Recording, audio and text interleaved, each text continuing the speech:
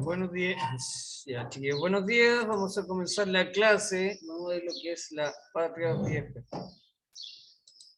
Estábamos viendo todo el proceso de independencia, lo que fue en Latinoamérica, las causas internas y externas. Recuerden que las causas a larga data, que se le llaman a largo plazo, fueron la independencia de Estados Unidos, la Revolución Francesa, la llegada de la Ilustración como movimiento político, filosófico, social, donde pone al ser humano como centro del universo y pretende eliminar el antiguo régimen, dando paso a lo que es la República.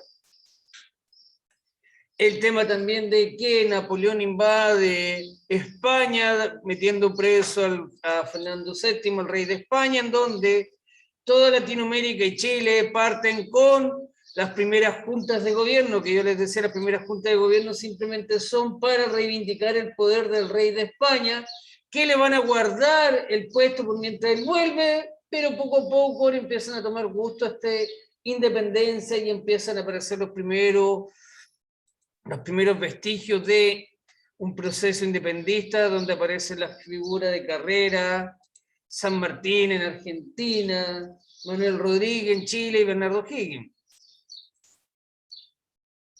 Aquí vamos a ver lo que es la patria vieja. Buenos días para los que están en la casa, ya vamos a comenzar. Vamos a traer el libro.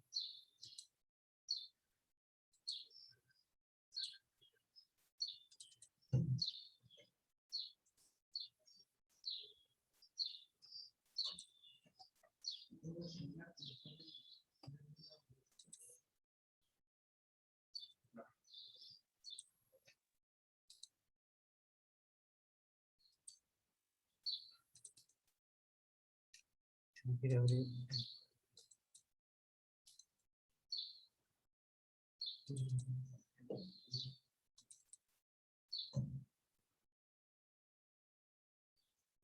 ¿Ah? ¿Y eso donde empezar las clases ya tiene todo eso preparado? Sí, pero se queda pegado el computador.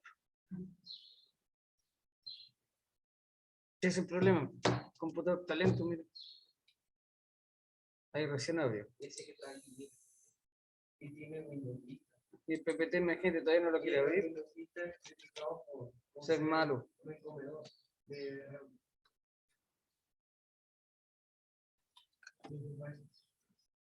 Ahí está. No quiere abrir ni el PPT.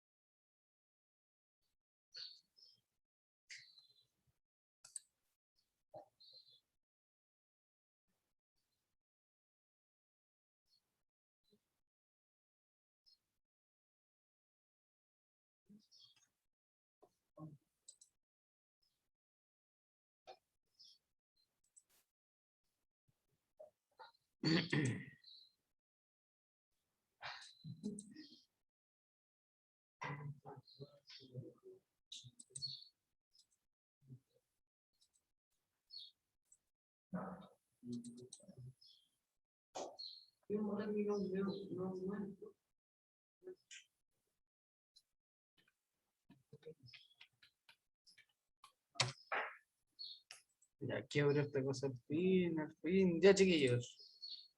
Vamos. Oh, espérense un poco.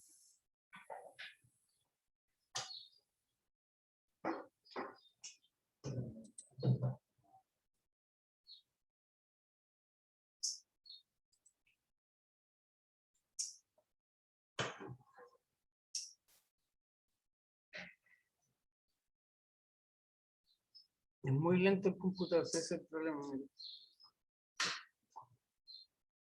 Ya, aquí está.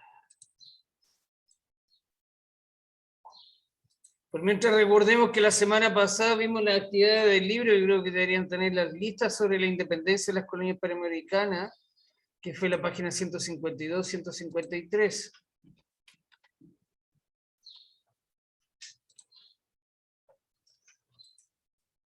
Que era esta, página 152, 153, 152, 153, se respondía a la primera pregunta, que eran las ideas de Simón Bolívar. Ya, chiquillos, ahora sí, vamos de nuevo empezando, vamos viendo las actividades que hemos tenido que realizar durante las clases, que la primera es la 152-153, las independencias en Hispanoamérica, cuando se respondía a la idea de Simón Bolívar.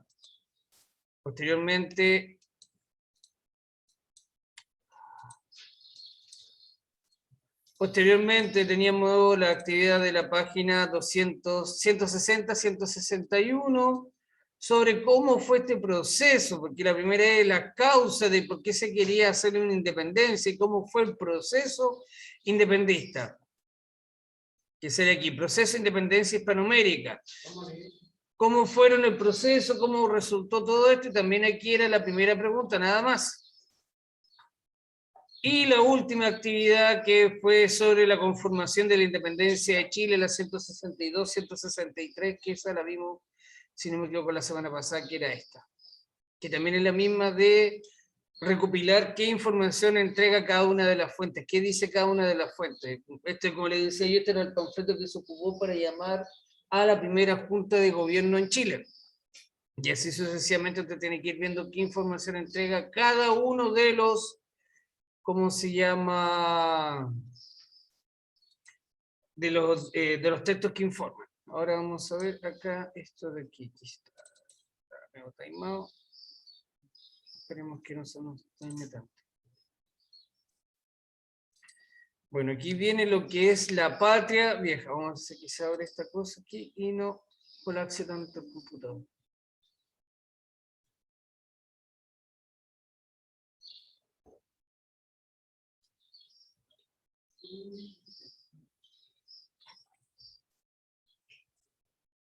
Un segundo, si ya debería conectarse, creo.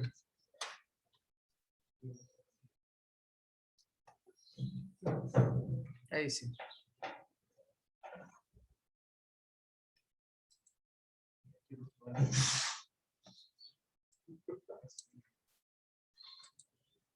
Y ahí está, chiquillos. Patria Vieja, 1810-1814, se le considera el periodo de la Patria Vieja, porque es el primer proceso de independencia de Chile.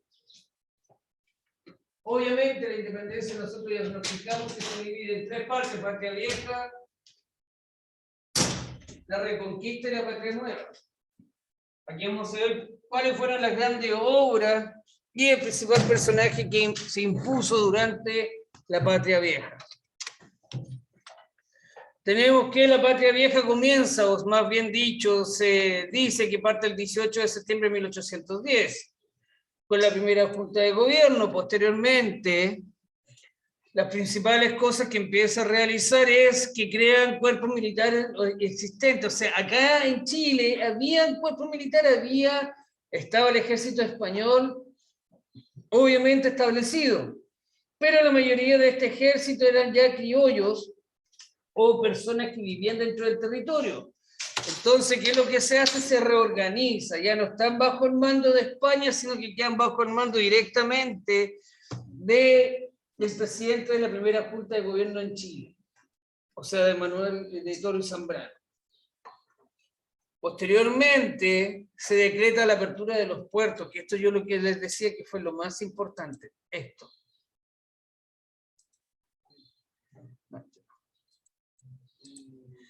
Esta, la apertura de los puertos, esto. ¿Qué se decreta la apertura de los puertos? Que lo mismo que les decía yo, puede llegar cualquier persona a comercializar al país. No solamente España. No solo España. Entonces, ¿qué significaba eso? Que había una apertura comercial. Por eso dice, al tráfico internacional, comercio libre, se dictó una ordenanza de aduanas complementarias. O sea, se empezaba a cobrar impuestos por todo el producto que entraba al territorio. Recuerden que nosotros pagamos impuestos y con eso se mantiene el país, entre comillas. Acá también fue lo mismo, que se empezaron a cobrar impuestos por todo producto que entrara de afuera. Como dice aquí, decretó la apertura de los puertos chilenos al tráfico internacional, comercio libre y dictó una ordenanza de aduanas complementarias. Eso significa que esa ordenanza de aduanas complementarias, que podían llegar barcos de China, Japón, Estados Unidos, de que sea dejar productos o vender productos acá. Pero se les tenía que cobrar un pequeño impuesto por entrar. y esos impuestos era a lo que iba directamente al gobierno. Tenemos aquí, se establecieron relaciones con la Junta de Buenos Aires. ¿Qué significa eso? Que obviamente teníamos que estar atentos que iban a ser nuestros vecinos, lo más cercano era Argentina. Acá mismo dice, por una disposición especial se eximió por 1 año y medio todo impuesto a libros, mapas, armas, imprenta, instrumentos de física, herramientas, maquinaria y todos los elementos que dan impulso al progreso de la sociedad. O sea, se dejó un libre acceso de que todo lo que se comprara, que sirviera para que el país creciera, no se le cobraba impuestos, principalmente a los libros. Los libros no se les cobraba impuestos. Imagínense, libros, mapas, planos y armas y, obviamente, imprentas. Porque si yo tengo un libro, por lo menos con una imprenta lo puedo copiar. Recuerden que igual hacer un libro antes era mucho más lento, copiar un libro completo demoraba más o menos un mes en hacer un libro. Un mes mínimo. Un mes. Obviamente acá viene que se convoca un Congreso Nacional cuya función sería relevar a corto plazo la primera Junta de Gobierno. Se llama a todas las regiones establecidas de la época a que manden un representante para ver qué se va a hacer con el país. Y acá, obviamente, tenemos el golpe de Estado realista conocido como el motín de Figueroa, la que obligó a disolver la Real Audiencia, institución que había sido tradicionalmente de la representante de España. ¿Por qué se le llama el motín de Figueroa? Es donde la Real Audiencia, que se encontraba en Perú, trata de tomar el poder y volver a unificar todo lo que eran las colonias y desarmar todas estas primeras juntas de gobierno. ¿Por qué? Porque el temor a que se fueran a independizar por completo. El temor a la independencia, por eso mismo le decía, la Real Audiencia, lo que ve es que cada país se está organizando, están abriendo los puertos y están funcionando bien, solos. Entonces, ¿qué es lo que pretenden ellos? Volver a retomar el poder en nombre del rey para no perder, ¿cómo se llama?, toda la hegemonía o todo el poder que tenía en Latinoamérica, pero no les fue bien. Obviamente fue el motín que se llama motín de Figueroa, y ahí la Real Audiencia, el último bastión que representaba al pueblo español o al rey de España en Latinoamérica, fue disuelto por completo. Y de ahí se puede considerar que ya viene un proceso independentista. De ahí se considera que ya vendría la independencia de lleno, con el primer Congreso Nacional en Chile. Acá, obviamente, cada vez que se hacía algo, se tenían que ir creando estas instituciones que no estaban antes, porque la Real Audiencia lo hacía todo. O todo tenía que pedírsele permiso al rey, no había nada que no pasara por manos de él. Entonces, aquí, ¿qué es lo que pasa? Se crea el Tribunal de la Corte Suprema. O, como se llamaba en este tiempo, Tribunal Supremo Judiciario, obviamente el que administra las leyes, por eso aquí dice que reemplaza a la Real Audiencia y el Consejo de India. Recuerden que el Consejo de India era el que veía todo quien venía desde España a Latinoamérica a cumplir un cargo administrativo o a manejar algo. Y la Real Audiencia era la que veía todas las leyes y administraba el territorio desde aquí mismo en Latinoamérica. Se crea un orden administrativo, aparece la tercera provincia de Chile, recuerden que estaba solamente Santiago, Coquimbo, ¿y cuál era la otra? ¿Cuál es la otra región que había aquí en Chile? Solamente habían dos en un comienzo. Valdivia. Recuerden que antes de morir Valdivia, él dejó fundada una ciudad con su nombre y ahí lo mataron. Fue la mala suerte que tuvo de irse a fundar Valdivia y de vuelta lo emboscaron y lo mataron. Pero profe, ellos, los criollos y los soldados de España, como que le sacaron poder, no pudieron atacar de una. No, me pasa que la mayoría del ejército que estaba aquí en Latinoamérica ya no era 100% español. Sí, eran criollos. Eran criollos. Pero ellos se querían vengar de ellos porque ellos querían sus derechos.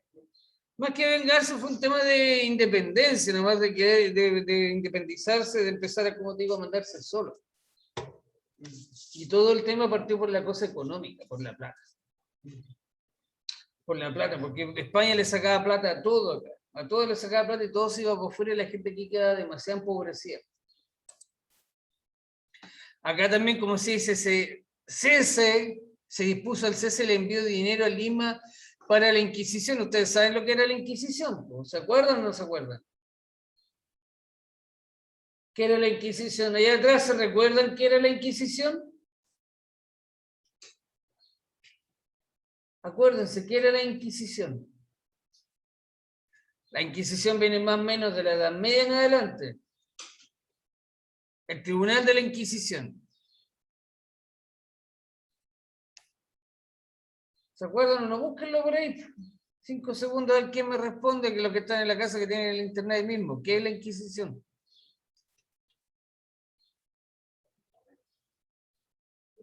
¿Ah? Ah, sí. ¿Por qué no dices tú? No sé, profe. ¿Qué es la Inquisición? Recuerden que la Inquisición era un tribunal que ejercía, ¿cómo se llama? Como el poder en que ejercía todo lo que tenía que ver con la Iglesia Católica. Recuerden que la Inquisición era cuando se perseguía a todas las personas que estaban fuera de las normas de la religión. Principalmente en todo lo que es Hispanoamérica o Latinoamérica, perseguían a los pueblos indígenas, ya que ellos tenían sus propias tradiciones religiosas. Y acá se vino a imponer la fe católica y la religión católica, y se imponía a través de la fuerza. La Inquisición era, ¿cómo se llama? Era la que se encargaba de administrar todo lo que era la fe en Latinoamérica. Ver que nadie se saliera de lo que fuera la religión. Sí. Por eso la Inquisición era la que perseguía y quemaba a las personas. Lo más comúnmente que siempre se ve que la Inquisición era la que quemó a mucha gente que acusaban de brujería. O de que tenían religiones paganas. En aquel entonces, todo lo que tú decías, todos se lo creían. Sí. Porque si era mentira, si te acusaban de mentiroso, de brujo, muerto. Obviamente, para esta época, uno de los productos que más se ocupaba y más se vendía era el tabaco. Tabaco, pero tabaco de forma natural, tabaco. En la planta. La planta, porque hay una forma muy distinta, que hay personas que fuman tabaco al que fume un cigarro fabricado. Porque obviamente un cigarro fabricado produce demasiado daño, porque el tabaco es una hoja grande, parecía una selga, no sé si han visto la selga. Ya, pues el tabaco es muy parecido a la selga, pero como que fuera una selga chiquitita. En vez de ser así una hoja, y una hoja chiquitita.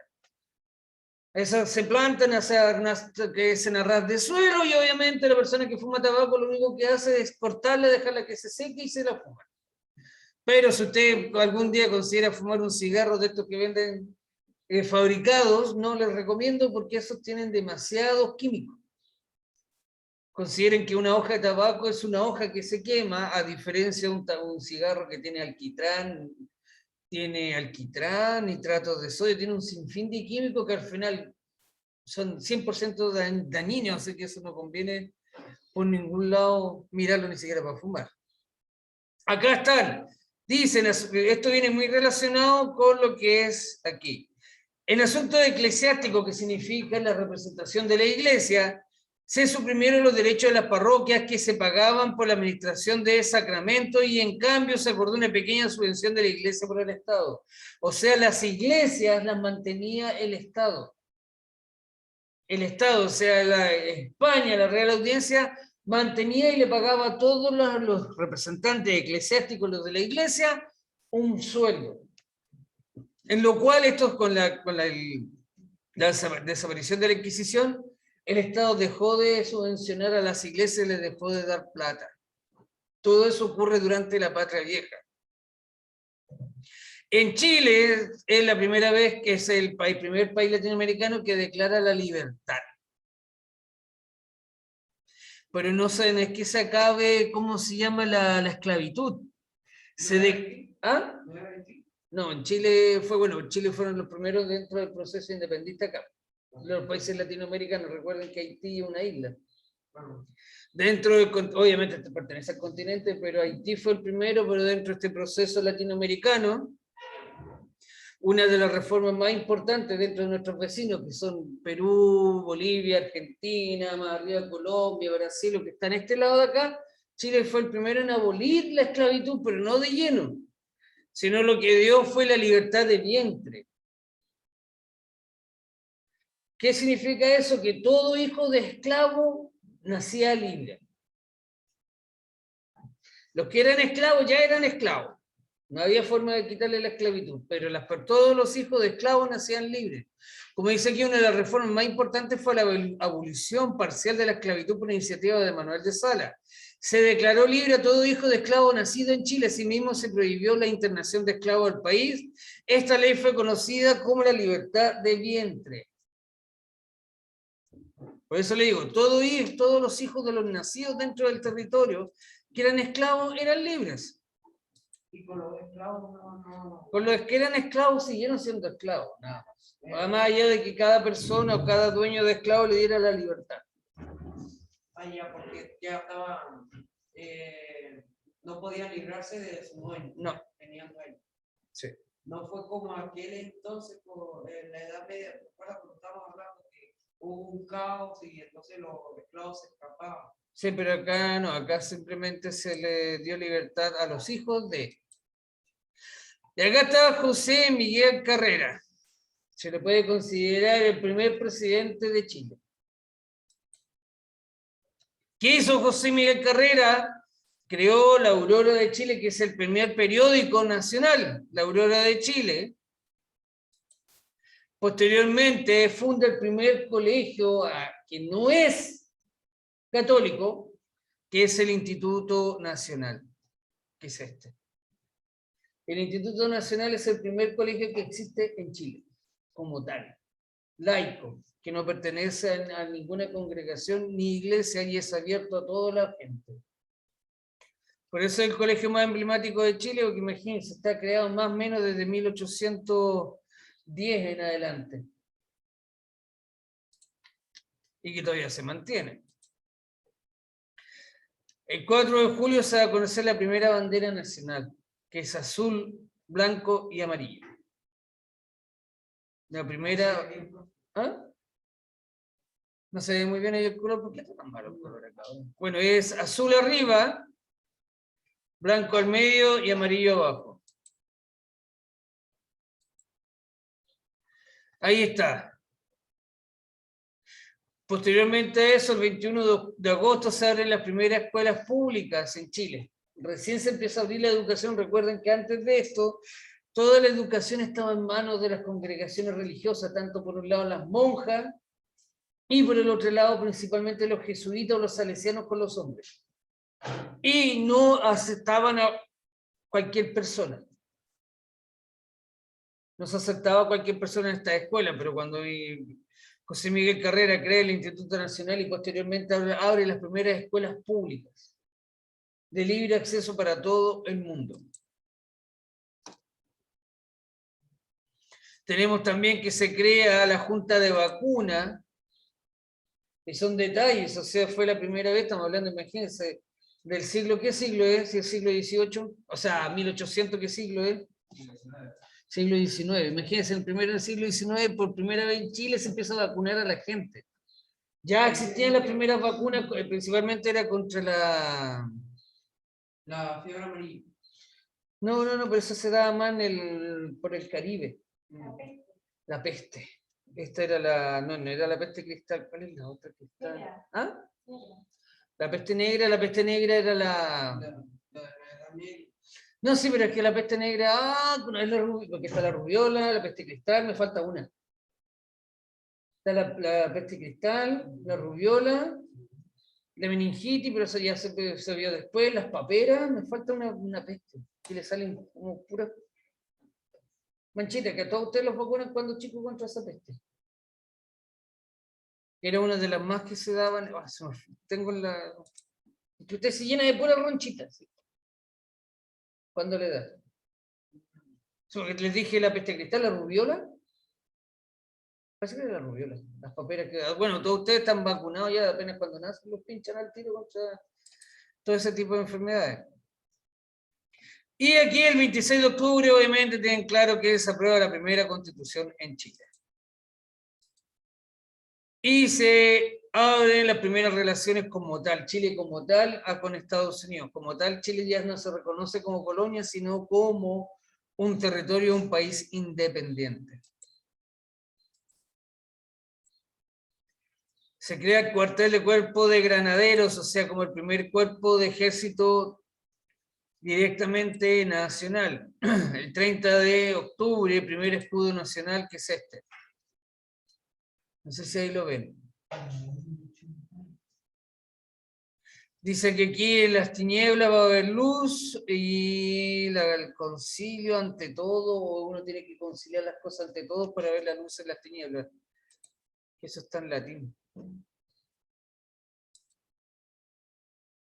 Y acá comienzan, como dice así, como presidente de Chile echó las bases de las instituciones democráticas y organizó el ejército que debía librar las primeras batallas en 1813. Fueron las primeras batallas que empezaron cuando los realistas volvieron al territorio nacional a tratar de reconquistar todo esto, porque Fernando VII ya había sido liberado por los franceses y obviamente la patria vieja termina con el desastre de Rancagua. Vamos a ver otra cosita. O sea, que los españoles querían reconquistar a Chile. No, empezaron a reconquistar todo el territorio nacional. Y lo conquistaron. Sí, pues por eso se le llama después lo que es la patria, la reconquista y después la patria nueva, porque en la reconquista lograron, obviamente, como habían conflictos internos, que ahí los vamos a ver. Es que ellos no podían con tanta fuerza. O sea, un país tan avanzado como España. Me pasa que más que nada el problema que hubo acá, que hubieron disputas internas dentro de los mismos próceres de la patria, que son Bernardo Higgins, José Miguel Carrera, no se llevaban bien entre ellos y ahí se dividieron las fuerzas y se dividió el ejército. O sea, que no trabajaron juntos y por eso se murieron. Exacto. Pero acá si es que funciona esto, no tan lento, échenle carbón. No, pues. Denme un segundo, chiquillos. Vamos a ver si podemos sacar esto. Ahí sí.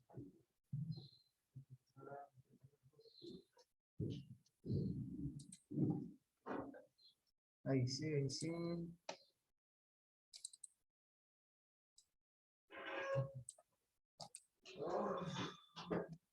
O sea, entonces destruyeron todas las escuelas que no tenían que ver con la patria de España, o no las destruyeron. No, pues dentro del proceso de conquista tampoco fue el hecho de destruir todo, sino que volver a reconquistar y ver lo que estaba sucediendo acá en Chile, ¿no? O sea, volver a que desapareciera este proceso independentista. Y una pregunta, profe.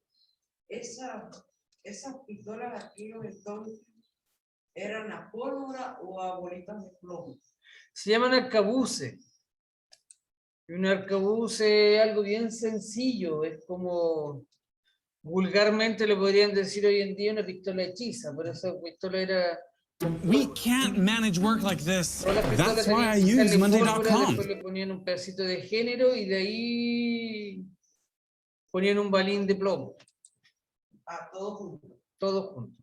La pólvora para que explote y echen el balín de plomo. Se le ponía un pedacito de género para que quedara más apretada la pólvora y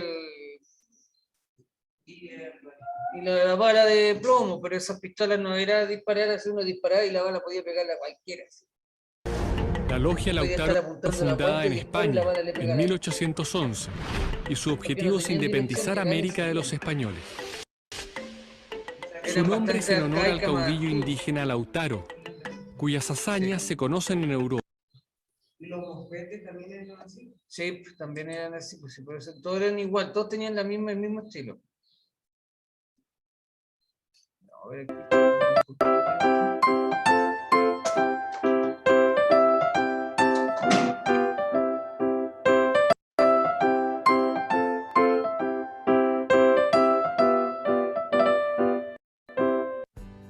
Muy buenas a todos y sean bienvenidos a una nueva clase de Historia de Chile. Soy el profesor Diego Núñez y hoy... Vamos a ver todo porque es propaganda.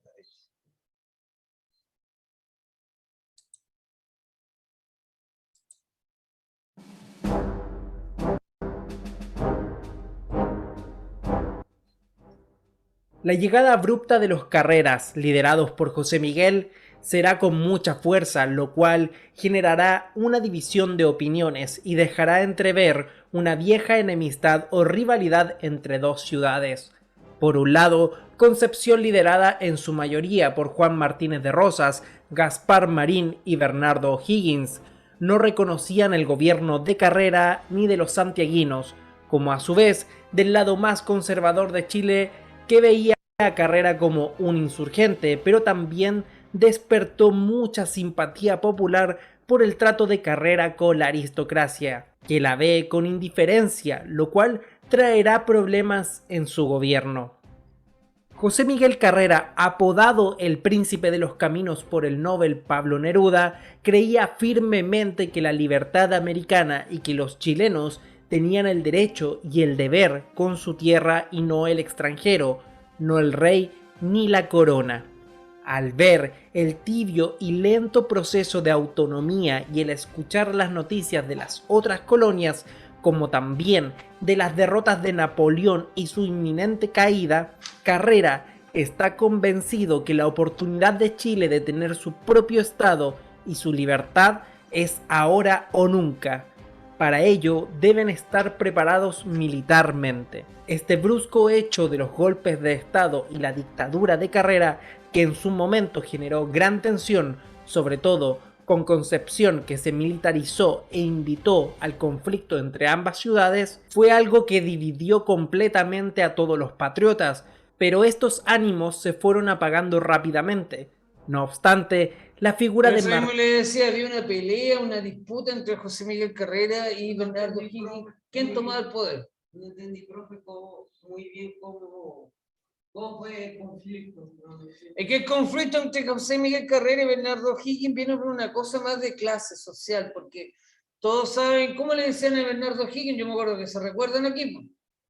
Despierto, dígame allá atrás.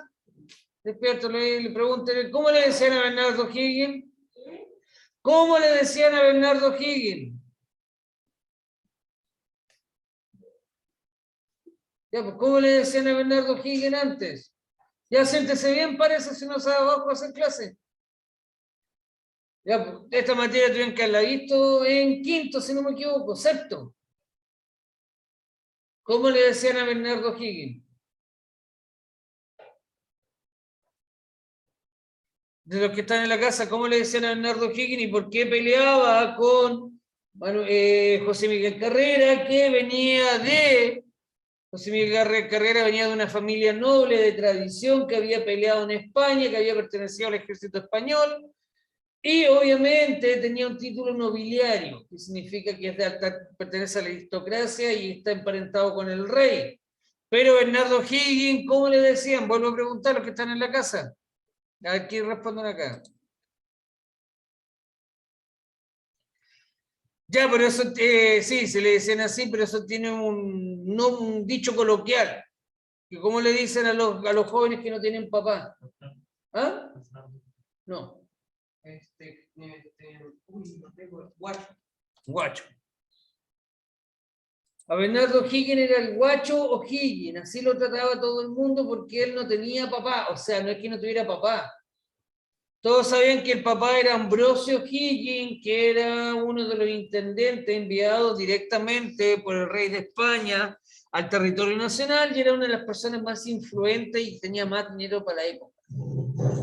Pero jamás reconoció su aventura con la madre de Bernardo O'Higgins, pero sí posteriormente lo mantuvo, le dio educación y todo, pero él no era reconocido porque era el guacho O'Higgins, una persona que no tenía clase social, no pertenecía a la aristocracia, entonces era la pelea que había, la pugna que había entre José Miguel Carrera y Bernardo O'Higgins, porque Bernardo O'Higgins sí tenía el apoyo económico, tenía el dinero y la gente lo seguía.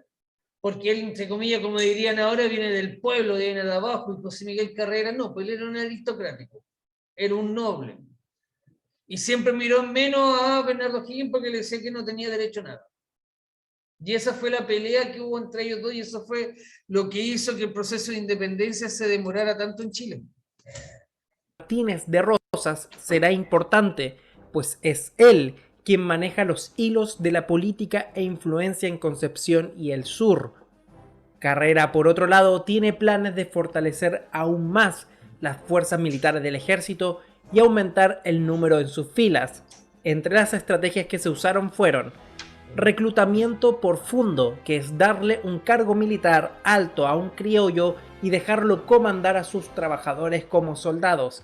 Así se motivaba al patrón de fundo, que forzaba un poco la colaboración de sus inquilinos y peones. 2. El ofrecimiento de 3 comidas al día a quienes se ofrecieran como voluntarios. Esta medida va a tener mucho auge en el mundo popular, ya que asegurar algo así en esta época era un lujo que no todos tenían. No obstante, no existe un... Imagínense, ustedes lo invitaban a unirse al ejército por 3 comidas diarias. Imagínense la cantidad de pobreza que había para la época. Si yo iba al ejército, no puro que me dieran comida. Real convencimiento del pueblo en participar por las ideas de la independencia, y tampoco se ven muy interesados en la idea. Esto lo ven, literalmente, como una pelea entre patrones, algo que los involucraba a ellos, y que la bandera de lucha era por la élite criolla, no por todo el pueblo chileno. Eso debemos tenerlo claro. Ya entrado en 1812, no sé si Carrera ya había derrocado... Acá, que de un comienzo la independencia de Chile fue por una cosa que favorecer a la élite criolla, a la nobleza criolla que estaba acá, los que tenían el poder, no para el pueblo. El pueblo, entre comillas, era obligado a ir al ejército por un plato de comida o porque el patrón de fondo los mandaba. Por eso era la disyuntiva entre Carrera y Bernardo Higgins. Y aquí viene la pelea entre ellos. Completamente a las élites de Santiago, las cuales se alienaron con él. Comienza cada vez más a hacer ruido la resistencia del sur, específicamente el liderazgo de Martínez de Rosas y Bernardo Higgins, lo cual generará un conflicto entre ambas facciones que terminan ganando los Carrera. Lo más lógico fue desterrar y exiliar a todos sus opositores, entre realistas o detractores de su mandato. Obviamente, el primero en la fila fue Martínez de Rosas. No obstante, con O'Higgins eso no va a ocurrir. Lo dejará en Chile y lo dejará como uno de sus oficiales cercanos. Así como de enemigos se llenaba Carrera, también fuertes aliados, como lo va a hacer el fray Camilo Enríquez, un religioso revolucionario y antiimperio español que con su prosa y letra convencía a gran parte de la élite de comenzar a radicalizarse con argumentos basados en la palabra de la Biblia y en bandera de la religión. Publica, con pleno apoyo de Carrera, el primer periódico de este país, La Aurora de Chile. Un periódico revolucionario que juntaba a ilustres de la élite chilena en comentarios y columnas de opinión, que comenzó a imprimirse y repartirse por las ciudades más importantes, pero por sobre todo en Santiago. Camilo Enríquez lo dirigía sin duda, pero también participaron en él Manuel de Salas, Juan Egaña, Bernardo de Vera, José Manuel Gandarillas, entre otros. Esta nueva construcción del Estado que traerá Carrera y de encaminar la emancipación y futura independencia de Chile se materializará en varias obras públicas y simbólicas. Si se dan cuenta, José Miguel Carrera expulsó a toda la gente que estaba en contra de él, tanto criollos como españoles. Pero Bernardo Higgins no lo quiso mandar para afuera porque lo quería al lado de él, porque sabía que Bernardo Higgins, como había estudiado en Inglaterra, chiquillos, si se corta nos conectamos al tiro. Había estudiado en Inglaterra, tenía el apoyo de los ingleses y a la vez también tenía el apoyo del gobierno norteamericano. Por eso Bernardo Higgins, a lo mejor era el guacho Higgins, pero él tenía mucha influencia debido a su papá.